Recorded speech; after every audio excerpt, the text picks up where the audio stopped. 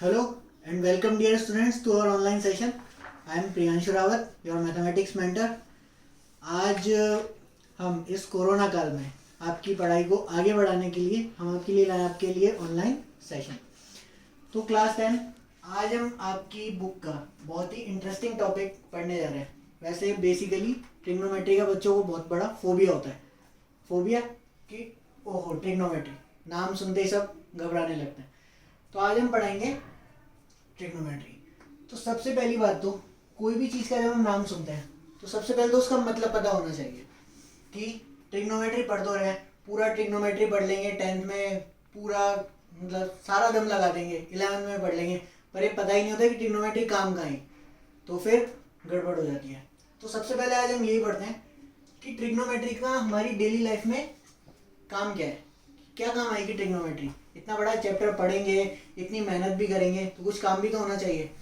तो आज सबसे पहले यही पढ़ते हैं, use of trigonometry in our daily life. तो फ्रेंड्स मान लो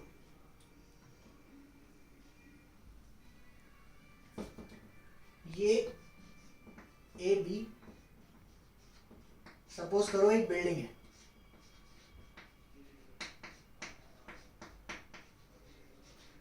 बिल्डिंग भी छोटी मोटी बिल्डिंग नहीं, बड़ी बिल्डिंग, जैसे बुर्ज खलीफा, सुना है सबने नाम, highest building of the world. तो ये एक बिल्डिंग ले ली। अब मैंने आपको बोला कि इस बिल्डिंग की हाइट निकालनी है अपन को, ठीक है। तो बिल्डिंग की हाइट सब बोलेंगे सर ये तो इम्पॉसिबल काम है, ऐसे कैसे इंच टेप लेके ऐसे ऊपर चढ़ते जाएंगे तो जिंदगी तो इसी में निकल जाएगी, फिर भी इसकी हाइट नहीं नाप सकते। तो क्या करें इसका, हम एक काम कर सकते हैं कि कोई भी एक बंदा, आप में से ही कोई हो सकता है, जिसको नाम दे दिया मैंने पी क्यू, इसकी हॉरिजॉन्टली एक जगह खड़ा कर दिया। ये पी क्यू कोई बंदा भी हो सकता है, कोई स्टिक भी हो सकती है, ठीक है। जिसकी हाइट मैं मान लेता हूं एच, क्योंकि कोई भी आदमी है या स्टिक है उसकी हाइट तो अपन आसानी से कैलकुलेट कर सकते हैं, सही है। इस बी को यदि इस पॉइंट क्यू से जोड़ें तो एक हॉरिजॉन्टल लाइन बन गई। बी क्यू की ही लाइन में आगे यदि एक ऐसा पॉइंट ढूंढे जहां पर हम एक टॉर्च रखना चाह रहे हैं, क्या रखना चाह रहे हैं, टॉर्च। यदि इस टॉर्च से कुछ, इस टॉर्च को जला दिया अपन ने और यहां से हमने लाइट भेजी। लाइट कैसे भेजी है कि जब लाइट जाएगी तो वो लाइट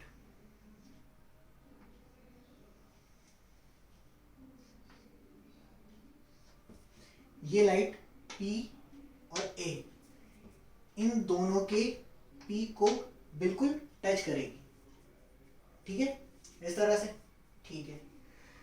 तो अब हम देख रहे हैं कि जो बिल्डिंग है, बिल्डिंग तो भाई सीधी खड़ी रहेगी, बिल्डिंग है तो ऐसा नहीं टेढ़ी, कुतुब मीनार तो है नहीं, बुर्ज खलीफा है तो डेफिनेटली सीधी ही खड़ी है। और आदमी है वो भी एकदम सीधा ही खड़ा रहेगा। यदि सीधा खड़ा रहेगा तो क्या मैं ये बात बोल सकता हूं कि एंगल बी और एंगल क्यू एक राइट एंगल होगा, ऑलराइट। यदि ये राइट एंगल है तो यहां पर भी कोई ना कोई तो एंगल बन ही रहा होगा सी पर, क्योंकि ये एक ट्राइंगल है। इस एंगल को मैं नाम दे देता हूं theta, okay.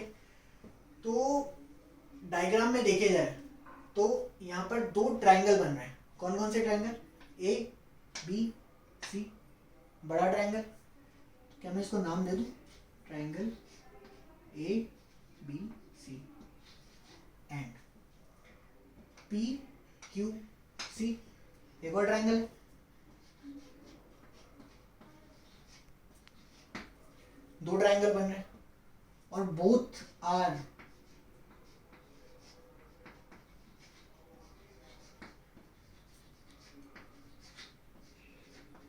Right angle triangle.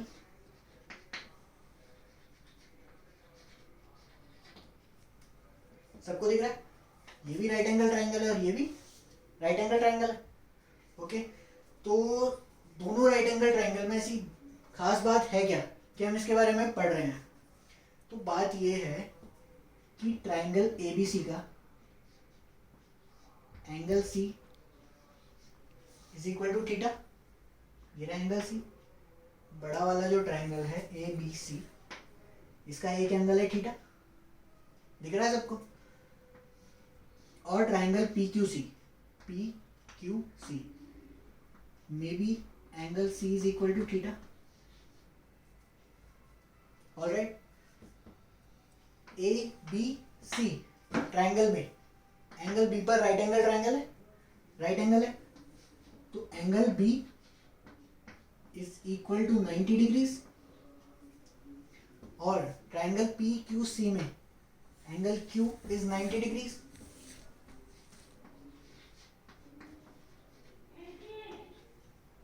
Okay, अब ट्राइंगल का एक एंगल 90 डिग्री है, दूसरा एंगल थीटा है, तो क्या तीसरे एंगल को मैं 180 degree minus 90 degree plus theta लिख सकता हूं? तो इफेक्टिवली एंगल A यहां पर क्या हो गया, 90 डिग्री माइनस थीटा। ऑलराइट, यहां पर एंगल Q 90 है और एंगल C थीटा है, तो क्या ये वाला एंगल भी इस वाले एंगल की तरह ही 90 डिग्री माइनस थीटा होगा? तो क्या मैं बोल सकता हूं angle A is equal to 90 degree minus theta and angle P is also 90 degree minus theta. Okay, तो यहां यदि देखें दो ट्राइंगल के यदि तीनों एंगल एक दूसरे के बराबर है, इक्वल है, angle A is equal to angle P, angle B and angle Q both are right angles and angle C is common, तो क्या हम ये बोल सकते हैं कि triangle ABC is similar to triangle PQC? पढ़ा हुआ है आपने 6th-7th क्लास में सिमिलरिटी।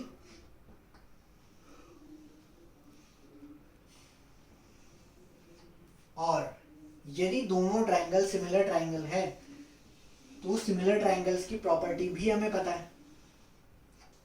सिमिलर ट्राइंगल्स की प्रॉपर्टी होती है कि यदि दो ट्राइंगल सिमिलर है तो इनकी साइड्स का रेशियो ऑलवेज इक्वल होता है। ऑलराइट, तो इनकी साइड्स का यदि रेशियो निकालें तो पहले बड़े वाले ट्राइंगल की साइड्स लेते हैं ABC की, AB अपॉन BC।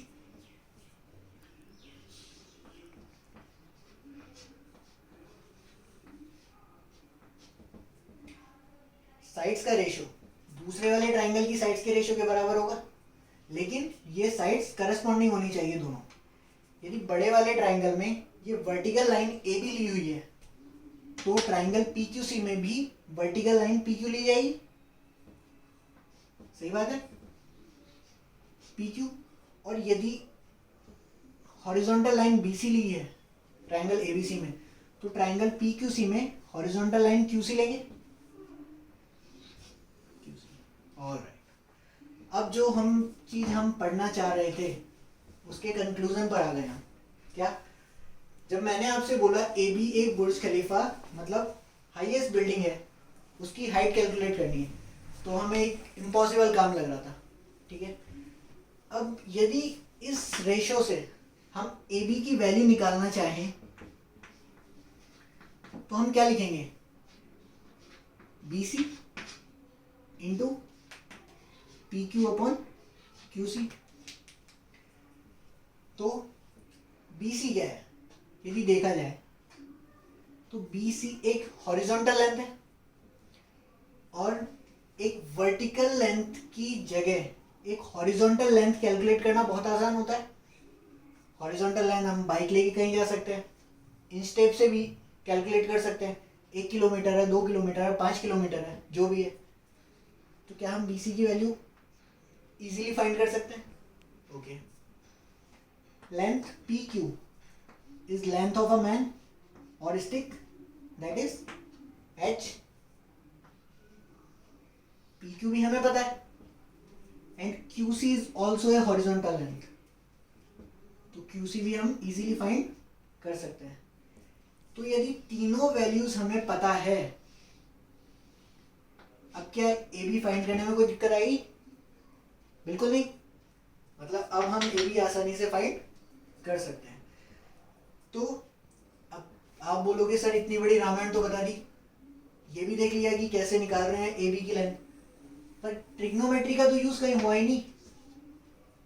पता कैसे क्या हुआ फिर? ट्रिग्नोमेट्री कहाँ गई हम जो पढ़ रहे थे? तो यही बात अब मैं बताना चाहता हूँ. इसका स्क्रीनशॉट ले लो, मैं डायग्राम मिटा रहा हूँ क्योंकि जगह है नहीं अपने पास.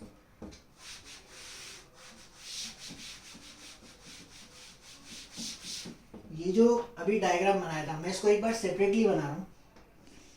हमारे पास दो राइट एंगल ट्राइंगल थे. एक राइट एंगल ट्राइंगल था ए बी सी और दूसरा राइट एंगल ट्राइंगल था P Q C.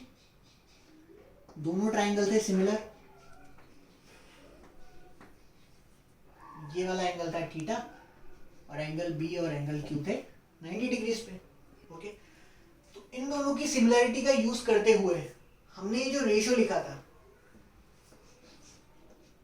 I am writing it again, that is A B upon B C is equal to P Q upon Q सी.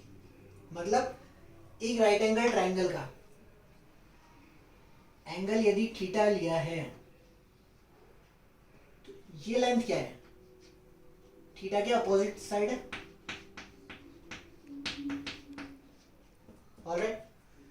और ये वाली length BC ये theta के adjacent है.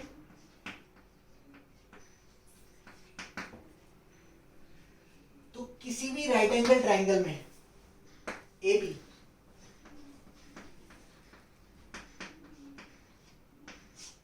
Opposite side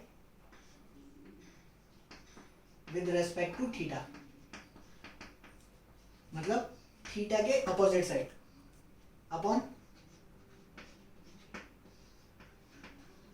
adjacent again with respect to theta. ये जो ratio होता है इसे बोला जाता है tan theta. And tan is a trigonometry ratio.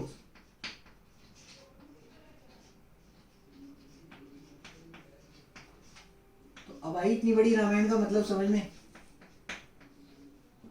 तो यदि इफेक्टिवली हम हमारा कंक्लूजन निकालें तो क्या देखेंगे कि किसी भी बड़ी से बड़ी बिल्डिंग, कोई भी ट्री, किसी भी चीज की हाइट कैलकुलेट करने के लिए हम किसका यूज करते हैं?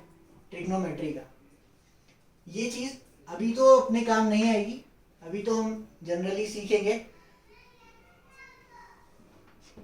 लेकिन जब आगे जैसे कोई सिविल इंजीनियर बनेगा, कोई रॉकेट साइंस पढ़ेगा, तो वहां सोचो कि यदि कोई ब्रिज बना रहे हैं तो यदि 1 डिग्री का भी फर्क कर दिया थीटा में तो लाखों लोगों की जान भी जा सकती है. यहाँ से मून पर जाना चाहते हैं हम, यदि इतना सा भी टेढ़ा हो गए तो मून की जगह सूरज पे पहुंच जाएंगे, पता चला वापस ही नहीं आ पाए. तो ये यूज है ट्रिग्नोमेट्री का. तो आज के लिए अभी इतना ही, बाकी अगली वीडियो में